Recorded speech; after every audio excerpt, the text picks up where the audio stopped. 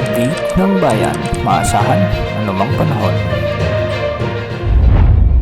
Magandang hapon po sa ating lahat. Narito ang update sa lagi ng panahon ngayong araw ng Sabado, May 4, 2024. Magpapatuloy pa rin ang maaraw at malinsangang panahon dahil sa patuloy na pag-iral ng mainit na easterlies sa ating bansa. Posible rin ang mga thunderstorms ngayong hapon at gabi sa ilang lugar. Samantala patuloy nating minomonitor ang isang potensyal na sama ng panahon na posibleng mabuo sa mga susunod na araw sa Pacific Ocean. Lalakas ba ito? Tatama ba ito sa bansa? Ating aalamin sa videong ito maya-maya lamang.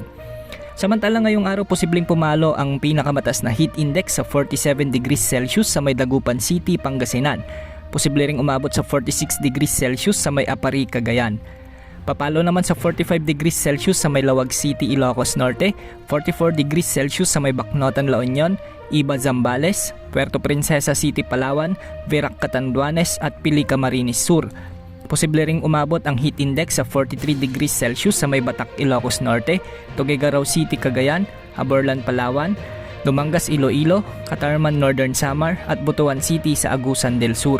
Samantalang 42 degrees Celsius naman sa may Pasay City, Sinait, Ilocos Sur, Ittiague, Isabela, Casiguran, Aurora, Olongapo City, Zambales, Tanawan, Batangas, Infanta, Quezon, San Jose Occidental, Mindoro, Cuyo, Palawan, Masbate City, Rojas City, Capiz, La Carlota, Negros Occidental, Borongan, Eastern Samar, Giwan, Eastern Samar, Zamboanga City at Cotabato City sa Maguindanao.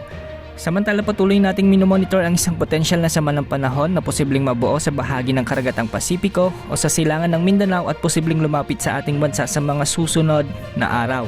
Ayon nga sa wind outlook o wind simulation mula sa GFS model, patuloy na consistent ang ipinapakita nito na posibleng mabuo ang sama ng panahon sa may silangan ng Mindanao na nakapaloob pa rin sa isang weather system.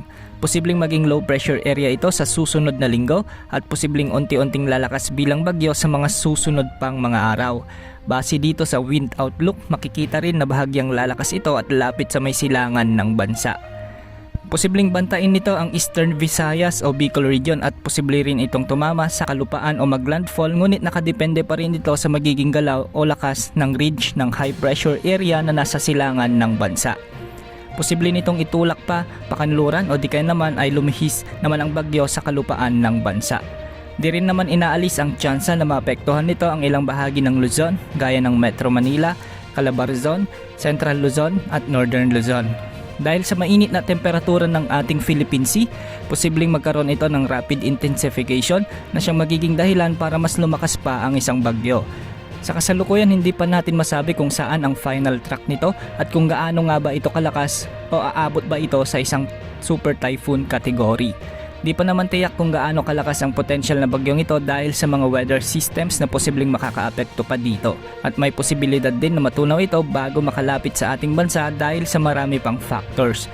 Dahil sa may katagalan at may kalayuan pa ang potensyal na bagyo, marami pang posibleng mangyari kaya antabayanan ng mga susunod na update ukol sa sama ng panahong ito.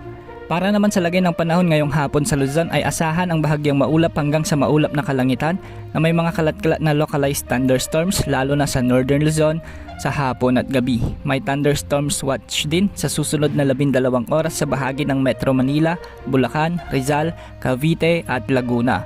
Posible ang flash floods at landslides kaya maging alerto po tayo. Sa Visayas at Mindanao ay may mga panandilang pag-ulan din sa bahagi ng Bohol, Negros Provinces at Leyte Provinces. Samantalang may mga kalakasan naman ang mga pag-ulan sa maraming lugar sa Mindanao, lalo na sa Soc-Sargen, Davao Region, Surigao Provinces at Zamboanga Peninsula, at ito ay dahil sa paglapit ng isang cloud cluster o kumpol ng mga kaulapan. Wala namang nakataas na gale warning sa anumang karagatang sakop ng ating bansa kaya malaya ang mga mangingisda at may sasakyang pandagat na makapamalaot sa ating mga karagatan. Yan ang update sa lagay ng ating panahon. Ito po ang weather update ng bayan. Maasahan anumang panahon.